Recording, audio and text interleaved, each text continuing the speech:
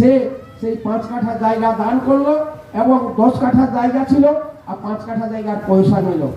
এইভাবে 15 কাঠা করতে করতে 20 কাঠা করতে করতে আজ এখানে প্রায় 6.5 বিঘা 7 বিঘা জমি হয়ে গেছে। পরম দয়ালের এই যে ইচ্ছা আজ বাস্তবে হয়েছে। আমরা মহা ভাগ্যবান।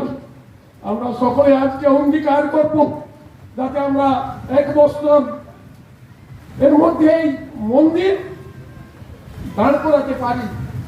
আমরা যার যা সাধ্য, শুধু সাধ্য নয়, সাধ্যের বাইরেও আমরা দিয়ে ঠাকুরের যে এই পবিত্র কাজ, দাদার যে এই আশীর্বাদ, আমরা সেটাকে বাস্তবায়িত করে মন্দির স্থাপন করব।